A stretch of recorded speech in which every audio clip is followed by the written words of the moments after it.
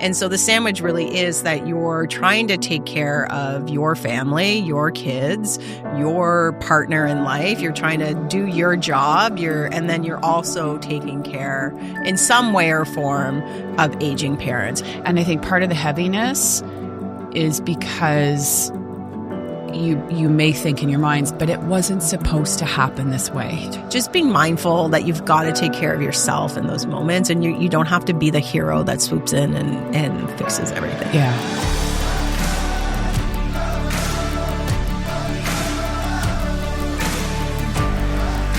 Welcome to the Living Richly podcast. We are back for another incredible episode of Real Women, Real Talk. And today we're talking about stuck in the middle, the reality of the sandwich generation. And I think we've had these conversations with several people over the last several months. So we thought this might be a good one to dive into today. We are diving into the deep end. So we'll just get right into it in terms of maybe our first question.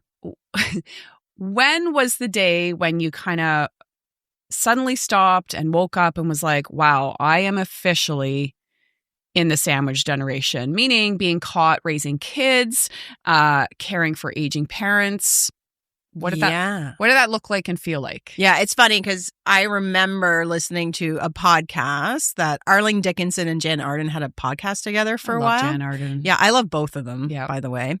And so when they had a podcast, they were just talking about real life and real stuff. And so I believe it was Jan Arden talking about like her aging parents. I think she'd lost a parent and there was another parent who needed to be in a home, and just how difficult it was to watch your parents not be your parents anymore. And I remember thinking, it was years ago, I remember thinking, oh, I'm not there. Like I don't feel any of that. And then I feel like I blinked and I felt a lot of it, really quickly. Like I felt, for me, it happened very quickly. Like my mom's like super self-sufficient, but when my stepdad died so quick, like suddenly, it literally, our roles flipped overnight. Yeah.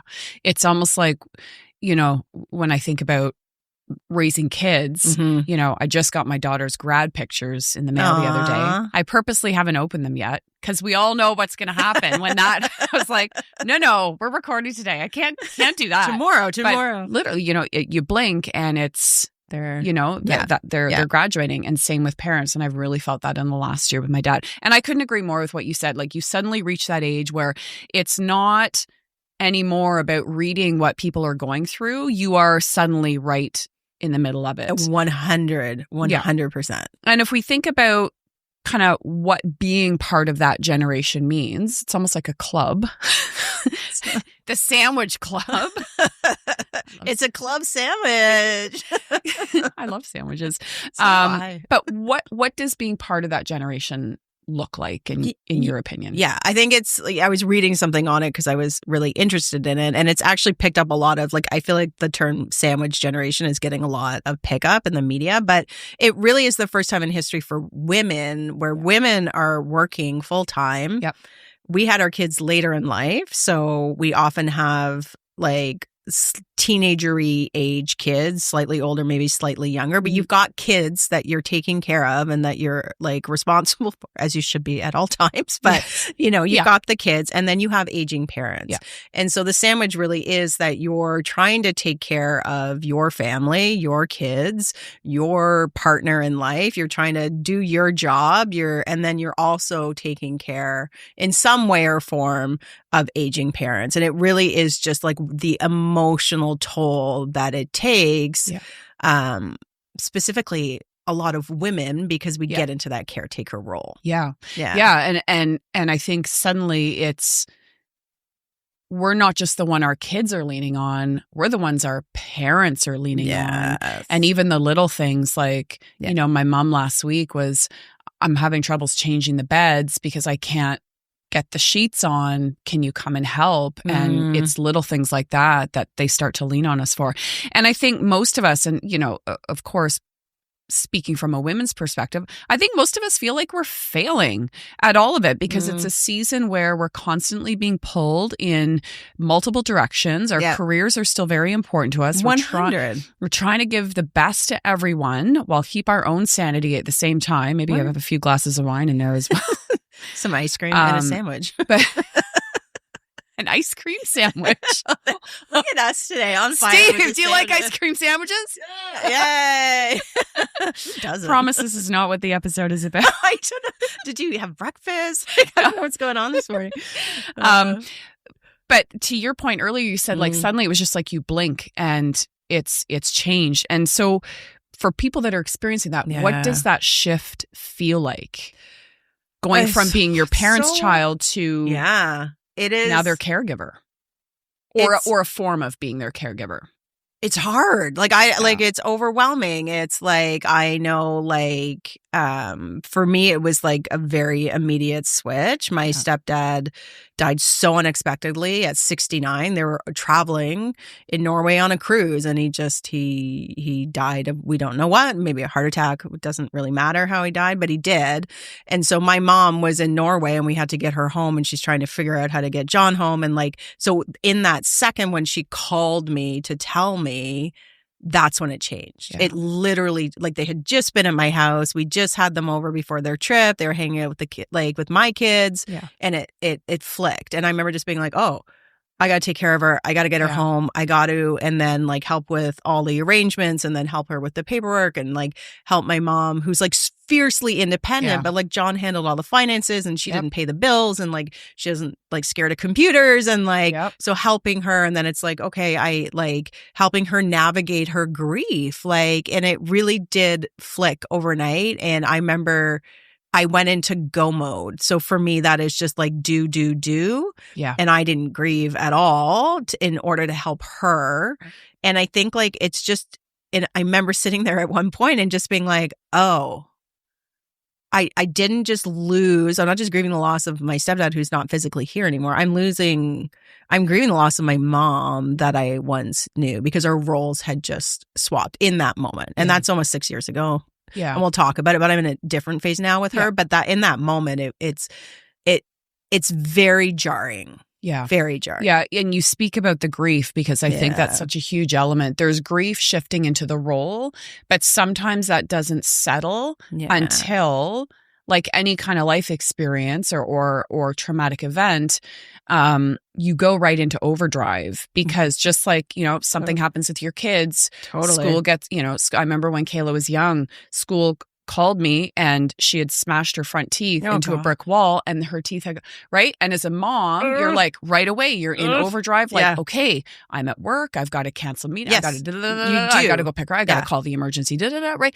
And similar to what you just described, you fix. There's, it's right away, it's that shift, you go right into it. And feeling that grief shifting into the role, knowing that things are changing, and suddenly, I have felt this with my dad over the past, 6 months or so, realizing that the people that once took care of you now need you in ways that you didn't even know or expect to happen so soon. I didn't think it would ever, like, I know this, we've talked about this before on the show. My family probably talks like far too much about death. We just do.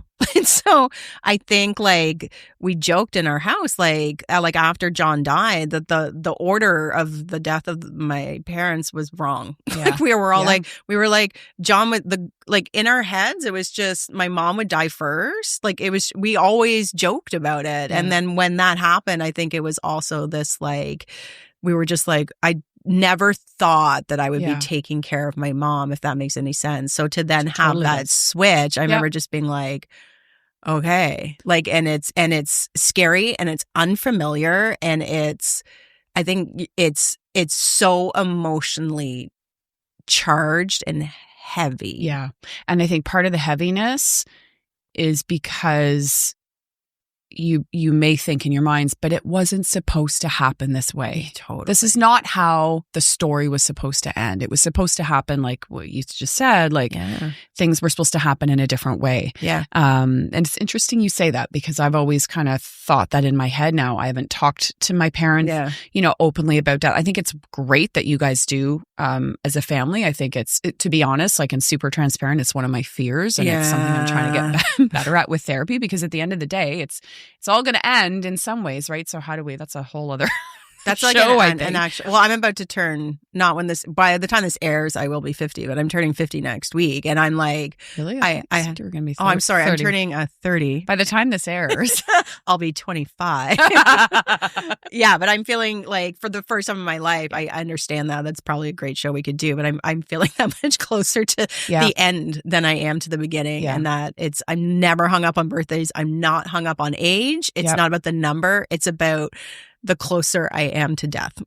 Yeah. At the end of the day. So and it's interesting because I remember growing up seeing, now my mom's an only child, seeing her take care of my grandmother. And my grandmother was fiercely independent as well, did a lot of traveling and stuff, but there was certain things that she absolutely needed my mom for. And I remember kind of seeing that growing up. And now it's almost like I'm looking in the mirror because I'm experiencing the same things with my mom. And even though she is fiercely independent and she has a wonderful group of friends, which I love, I think that's just such an advocate for women to keep those circles of friendship. And we've talked about it before. It'll grow and shift and change. Yeah. But to see her with her friends, they have like luncheons and walk club, like all the things, yoga. I just think that's amazing because if you're left without your partner, you know, that loneliness. It's the community. Like I know for my mom, she's always had a strong network of girlfriends too. My mom does. She goes to the community center. She does her aerobics. They all go for coffee after. She has her bridge club. My mom is busier than I swear I am most of the time. And so she has that emotional support that is really critical. What she does talk a lot about is though how, you know, like a lot of her friends are still married and in couples and they go on vacations and she doesn't have that anymore. And so it is going out with girlfriends, I think is so important because it gives you that community to talk, right? Yeah. And community is like the perfect word for it. It is. You need that community along with family, but you need a community of like friends in a similar space as you. Yeah. I completely agree. Yeah, totally. And when we just kind of moving on, when we talk about, you know, the challenges, especially certain challenges that women face in the roles that we carry, and some of them we don't talk about because we just assume it as, oh, this is just how it is, and this is just part of life. So, you know, what would you say one of the biggest challenges might be for women in this phase? Emotional whiplash. So the tug between, for me, it's not, like whatever, menopause age, I'm exhausted. That's like the fatigue is a real thing for me. I can push through fatigue any day of the week. Yeah. But the emotional fatigue for me, I struggle with now. And I think it's because I have teenagers, and they have emotional needs. All kids do. Younger kids, it tends to be more about keeping them safe. But like the teenage years are hard and they're draining, and it's like they need me emotionally more than they need me physically. And I find my mom needs me more emotionally, and my partner needs me emotionally, and you know my partner at work needs me emotionally, and so I get emotionally like I'm drained some days, and for me it's I'll always go to the reminder of gratitude and that to help me get present with in that moment that I get to be here and I get to take care of my mom or I get to help her with something, again, fiercely independent. But it's exhausting. And I feel that women often take the emotional burden, and I'm not going to generalize, but like men tend to like help fix stuff and do stuff, and that's needed. But the emotional heaviness of it all is really hard. And you can beat yourself up because you feel like you're being a shitty daughter, and then you feel like you're being a shitty parent and you're not showing up anywhere really good. That I find the hardest. I think that's a great kind of description of how you explain it, because when I see like Rob doesn't have parents. Yeah. And so for him being able to see and experience my parents aging and just talking like seeing the shift between him in there fixing everything for them, right? Dad'll get all stressed out because he, buys a new clock for his bedroom, but it needs a special battery, and where is he going to find it, and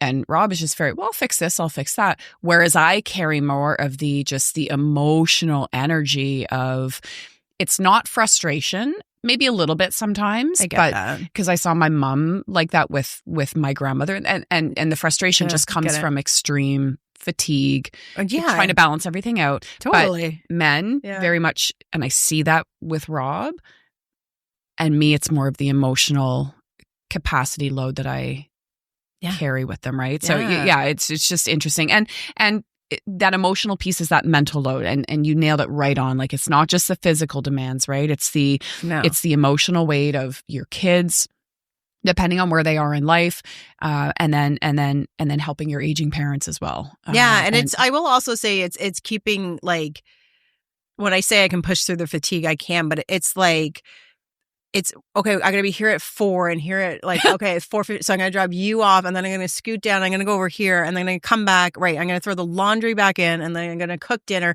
Oh, but I gotta vacuum because someone's coming over tomorrow. Right, so I'm gonna I'll vacuum at 6 a.m. Like, it's that mental load as well. That is like you're just like. Yeah, I put the laundry in the dryer, but I forgot to press start. So now there's mildew smell. So now I need to rewash. Never happens to me. No, I don't know why I gave that as an example. It's never happened to me either. Oh, the number of times. So much wasted laundry detergent. Wasted laundry detergent. If we talk about the emotional tug of war, which I love that we're kind of getting into the emotional piece of this, thinking about how we handle that emotional toll of watching our parents decline.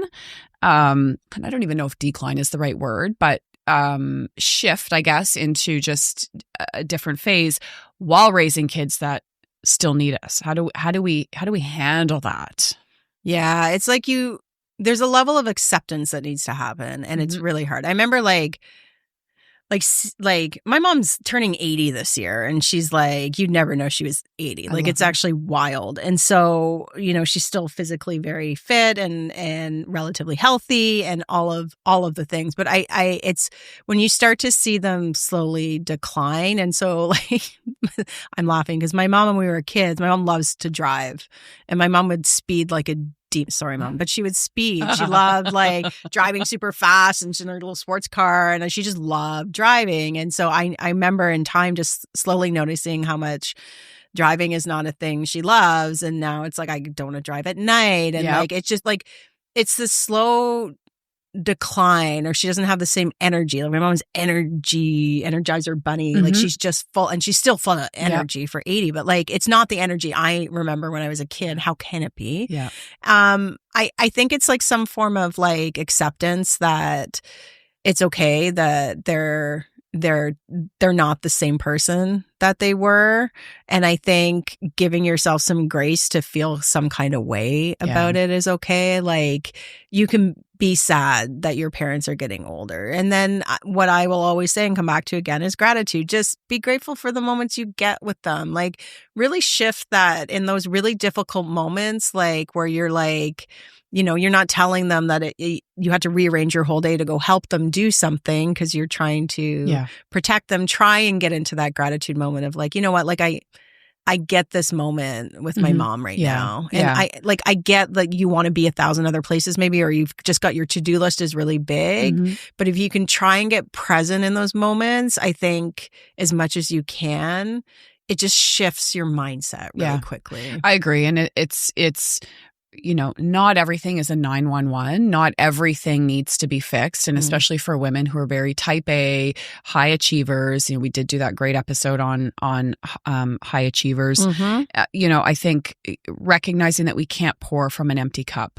And I that shift of gratitude and the days that we feel the most overwhelmed is really the days where, do I need to really pick that up at the store today?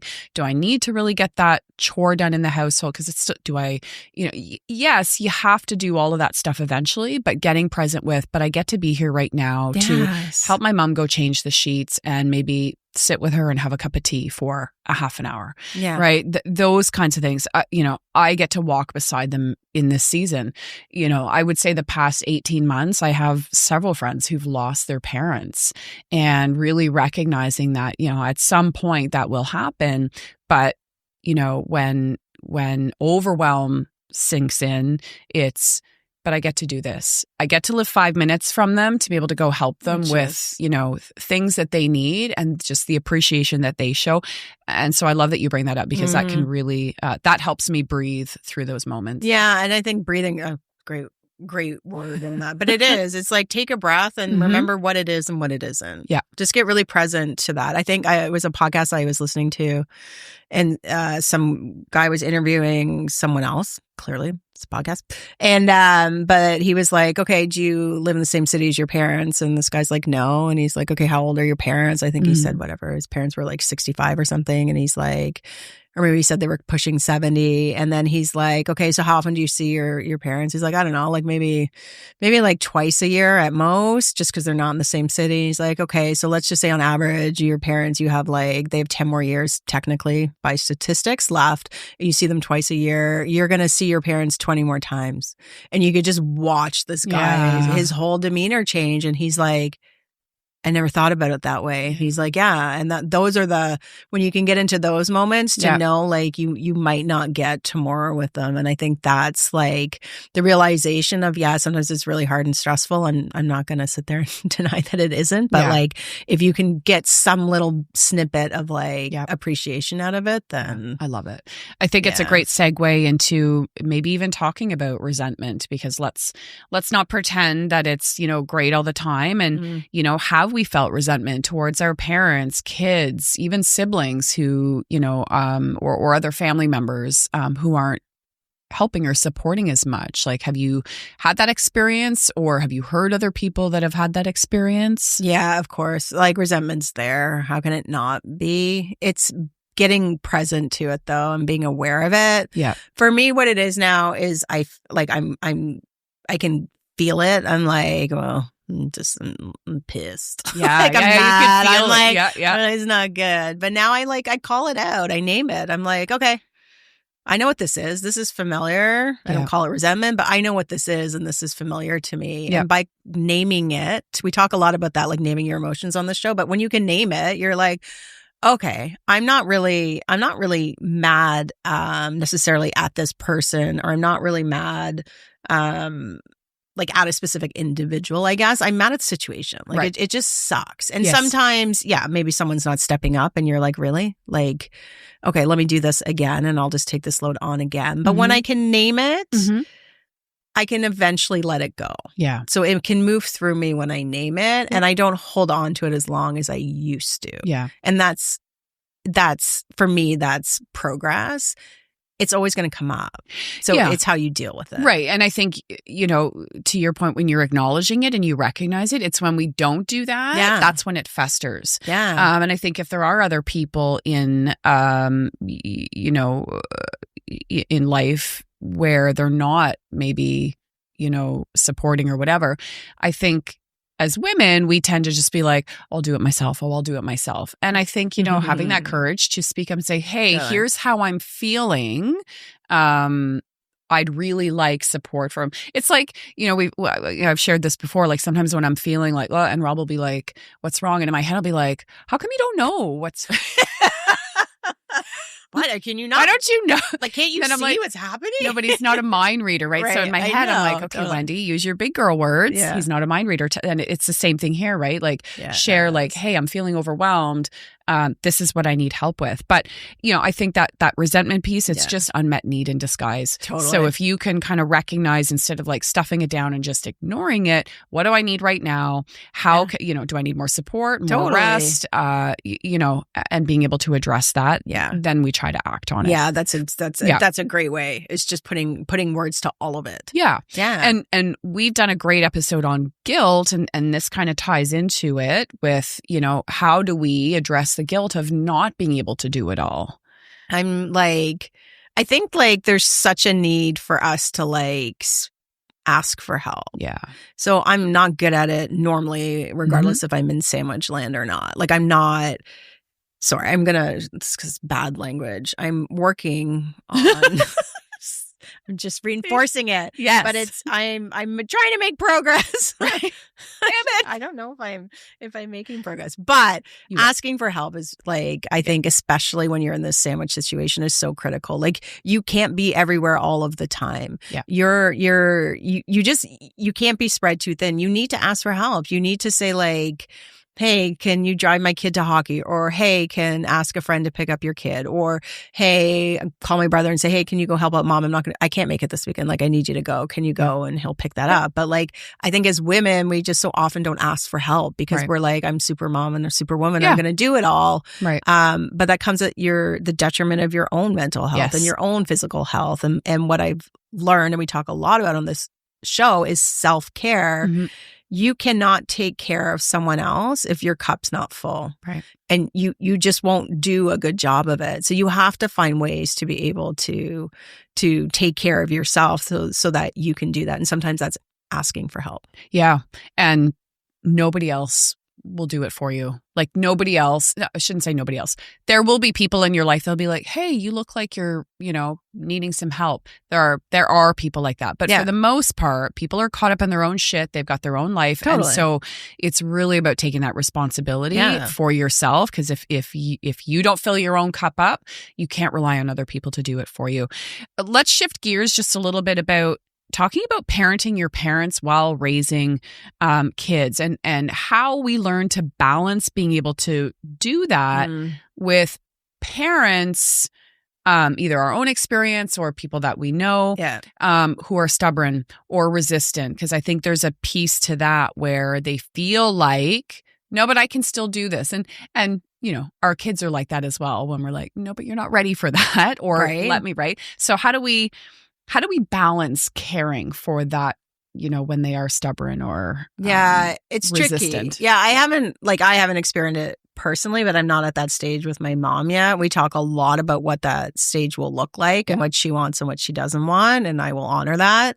But I have lots of friends who are dealing with it, and it is absolutely taxing because if you're at the stage of a parent needs care, whether that's in-home care or whether they need to be in a nursing home, whatever that retirement home, it's so hard for kids because they want the best for their parents, and the parents are fighting because they want to keep their independence.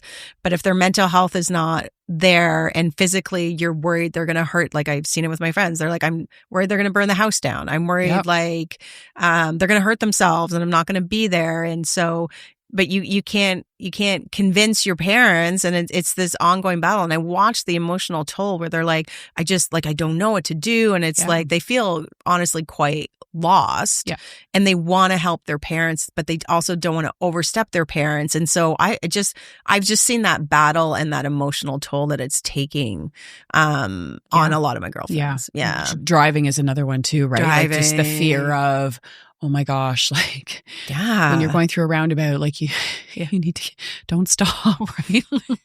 So I've seen friends go through it, and it's taxing, it's heartbreaking because forcing someone to accept help is never easy. Whether it's your kids, whether it's your parents, but walking beside them, showing them that you're there for support, I think that's where progress can happen, but it's exercising that patience. And it's listening a lot of the time, is really listening and without trying to fix. Like if you can sit and be present with your parents and listen. Yeah. You have to walk beside them. You can't you keep saying that, but it's like, not like literally, it's just, you need to be beside them and kind of help guide them versus like force them. Yeah. But it's, I think being a kid, it's this like, you want to please your parents and take care of your parents. And that it's like this weird dichotomy that happens. Yeah. And I think the opposite goes as well, where you remember when your kids are little and you're helping them learn to ride a bike for the first time and you're cheering them on, like, it's okay if you fall down, like, let's try it again. And I've seen a little bit in with friends and even a little bit with my parents where they're like, oh no, I can't, no, I can't do that, or no, I don't want to do that. And it's no, but you can, and let me help you with that because they get it in their heads that, so it can go the other way around too. Totally. Yeah. If we've talked a little bit about grief, but thinking about what if we could say what the hardest part is of shifting into parenting your parents, what would you say? I think I go back to grief. It's the loss of the parent you knew. Yeah. And I think that's the hardest part is, yes, you having to step up and help take care. I think it's actually so much more about the grief of you're starting to lose the person that was always took care of you, who's always been there for you. And you're grieving that loss. Yeah. Like you just, you don't even know it at the time, but it's such a transition, right? Yeah. And you're losing this maybe person or persons that have always, been that, well, in my case, have been my rock and my stability. And all of a sudden that's gone. And so it's a very destabilizing place. And I think it's emotionally sad. Like, I think the grief is a great word for it. Yeah. They're still there. They're still, but it's a different version of maybe that version you remember so well. Of who they used to be. Yeah. Who they used to be. Yeah. Grief for sure. And then to tie that into a little bit of gratitude, it's those rare moments where they let you in to those, very authentic pieces of where they are today, right? Where they feel comfortable to share that side of them with you as they're going through that.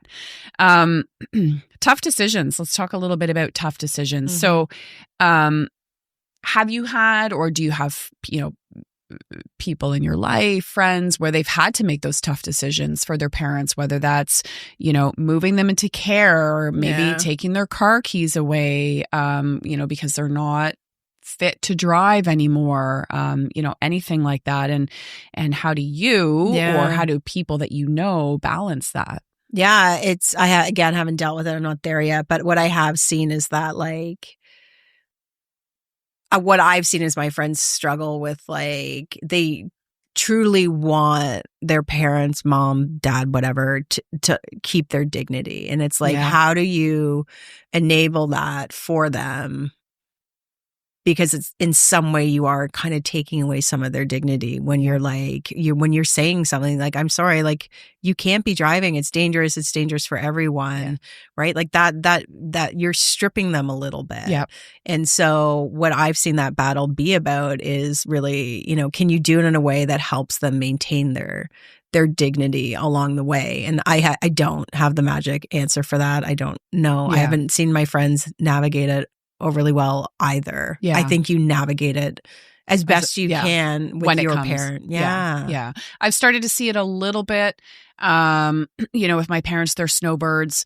They weren't able to experience that this year because of some of my dad's health issues, but really reminding them that it's not something that you could do right now, but it might be something that we can look at in a couple of months from now, right? Just because you can't do it now doesn't mean changing same it thing up. With kids, right? Changing it up. Going into that overwhelm of we talked a little bit earlier, but just that constant feeling of caregiving. What happens when kids and parents both need you at the same time? How do we deal with that? I go to the coffee shop. Check out. I'm out of here. See you later. It happens all the time. New phone, who dis? No, I mean, that's life. It does. It comes at you. Yeah. Some days it comes at you from all sides and you're toast. I think for me, it's about giving myself a bit of grace. I'm doing the best I can in this moment. I think sometimes it's asking for help. I think sometimes it's putting up a bit of a boundary. Sometimes I have no problem saying to my kids now at the end of the day, it's 9:30 at night and they're in and out of my room and my daughter wants to take a shower now and I'm so I'm tired and I had a really long day and mom needs to recharge and I can't needs to not people. I can't recharge with you coming in and out and doing things. I'm I actually just need some quiet time. And I think finally my daughter's starting to get what that means. I'm it's just a long day. And I think what she's starting to understand is I'm emotionally better when I do that. Yeah. But it's taken me a long time to be able to not be like, hey, come into bed and let's watch a movie, right? Like, because whatever, I love that too. But I'm finding that it's on me a little bit to find those boundaries and then ask for help and then sometimes escape to the coffee shop. Well, and I love that I love that you recognize that, but that you communicate that to her as well. Yeah. Because as divorced moms that have, kids that do not always live with us, sometimes there's always that need of, but what if I'm missing this moment to have it with them, right? But it's finding that balance of being able to communicate, but mom's depleted right now. I just need time to. So I love that you communicate that to her because I don't think we do that enough. And that kind of ties to boundaries. It does. And I think it's funny, I talk about my daughter, not my boys, but my boys are it's just different. They they spend more time in the rooms. It's just, that's reality. And so I think you bring up a good point is because I have my kids 50% of the time when I have them, I'm very present and I'm very mindful of soaking in every second that I have with them. And so it's been harder for me to put up those boundaries when they're here, like with me, because I'm like, oh, but you're not going to be here in 4 days, let's say. I'm like, and then I'm like, and then there's the guilt spiral of like, oh my God, pull it together, just hang out, just do something. Like, and then there is that guilt spiral that comes from that. But there are days where I'm just so spent. I'm like, I need a minute. Yeah. Yeah. And I think it's, feeling that emotional drain, it's like a muscle that you train in the gym, right? The more you recognize it, address it, articulate it, and share it, I think that's where our kids learn as well. And I think that's where our parents learn as well. Like I've had situations where I've said to my parents, I can't come over today because I am literally 15 hours back to back to back, unless it's an emergency, but course. I can come over tomorrow or whatever, right? Yes. And kind of setting those boundaries as well. Yeah, you need to. With them. You have to. Let's talk a little bit about time for ourselves. Have you ever felt like you've had no time for yourself, Kate? No, never. Never. But how do you push back? I know we just kind of talked a little bit about it, but I think there's times where it's like carving out time for you, like take a shower, take a bath. Like it doesn't have to be these massive moments of time. And shave your legs. Like if you have time. Seriously. Can we just talk about this for a second? So there's showers and baths, but then there's like the full experience where you're like, I can actually put like my salt scrub on. Yeah. I can shave my damn legs. Yes. Like I've got time for that. Yes. Like that's a full blown, that's the experience. It's the complete, right? Because most days you're in and out. I think you have to find time to shave your legs. No, but you have to find time for yourself. Yeah. Like no one else is going to ever give it to you. So you have to find it. I remember after, this is a good one. You just talked about it too. Like after I can't come over today, I'll come over tomorrow. Those kinds of those are important to carve out your time. I remember after John passed away, I didn't realize I went to see my doctor and I wasn't doing well, but was like in the heaviness of grief. And I didn't realize, but I was telling her what was going on. And I guess I had been keeping my phone on because I was so worried my mom was going to call me and something was going to happen. So my phone was on alert all night. And because of that, I wasn't sleeping at all and so it took my family doctor to say, I need you to turn your phone off at night. Ask your brother to do it for a while. Yeah. And I had been doing that for I want to say 8 weeks, maybe 12 weeks, maybe 2-3 months. And I remember I was just, because I had been up all on alert at night, sleeping, but on high alert while you sleep. Sleeping, but not really sleeping. Yeah. And so I finally had to just tell my mom, I'm like, you won't be able to reach me at night, but you can reach Andrew. My brother was great with it. I'm like, you can reach Andrew if something happens. Just know my phone is off. My doctor is has asked me. And I remember her just looking at me being like, I never asked you to keep your phone on, right? I remember just being like, I did this all to myself, right? Yeah. So you talk about the need to put up. Yeah. Because we think we're doing a favor. We think we're... But I'm not, she's not expecting it. But I feel like I'm it's also part panic that she's going to die now because that happens. And so that was the fear of I'm going to make it all better and fix it. But that's an example of a boundary maybe. But I think just being mindful that you've got to take care of yourself in those moments. And you don't have to be the hero that swoops in and fixes everything. Yeah. Yeah. We were just talking a little bit about family dynamics, but even super close friends as well. Do you feel like the burden falls more on women in the family with stuff like this? Yeah, it's interesting. So I feel like emotionally it falls on me. Mm-hmm. And yeah. Yeah. I feel like all the, like my kid's ex is great. He's very involved with her. Like, it's not that I don't have support. I emotionally feel like I own the brunt of it. Yeah. And I don't say that as like a total negative. Like I really love the connection I have with my kids. Yeah. Obviously, I love the connection I have with my mom. Yeah. But there are days where that emotional burnout happens. Yeah. I wouldn't trade it. So like I don't see it as this huge negative. Right. But I will say I feel for women as natural caretakers, caregivers, that's kind of what we do. I do think that women tend to experience that differently than men do. Yeah. And I think we can bring it back to like men are the fixers. Yeah. Women are the emotional carriers. And I know for me, it's the logistics of making sure everybody is taken care of. Everybody is in their places, doing their things. Yeah. And so it's the weight of making sure everyone is okay. But to your point, sometimes that's not our responsibility and we choose to put that on ourselves. And that takes a toll. And it's really learning to recognize what your boundary is and what your fine line of is, where you have to speak up, and like everybody will be fine, but you have to communicate that. Yeah. And I would like empower our listeners, like female listeners, like ordering dinner. Like it doesn't always that pressure. Like if you feel like you have to be somewhere else, like it's okay to, it's not about perfection. It's just about showing up. Yeah. Period. Yeah. So, yep. And having the right people in your life who recognize that, not that you expect anything from them. Yeah. A couple of weekends ago, we had a very busy weekend, 3 back-to-back huge events that we were running and hosting. Yeah. And one of our friends came over at the end of the weekend with a pot of spaghetti sauce because they were like, you probably haven't had food, a decent meal other than a charcuterie board all weekend.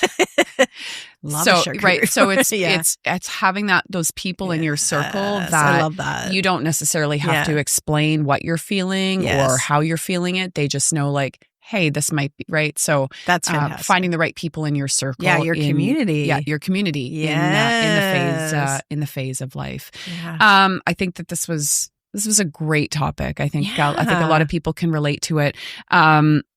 One final question, and when we think about kind of from a women's or female perspective, how can we start reclaiming our lives without the guilt?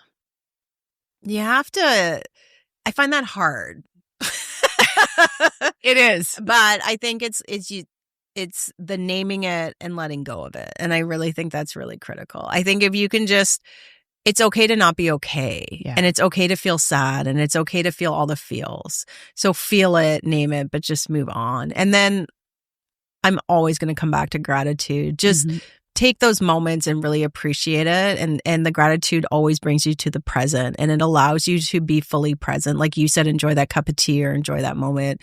That might help some of our listeners just be in the moment versus thinking all the other things that are running through their head. Yeah. And I think that's a great way to tie living richly into when we do feel pulled in multiple directions, grace over guilt, being able to just really recognize where you are, the season that you're in. So love it. Great conversation. We're so happy and grateful that you tuned in today. If this resonated with you in any way, or someone that this would really hit home with, make sure you hit that share button.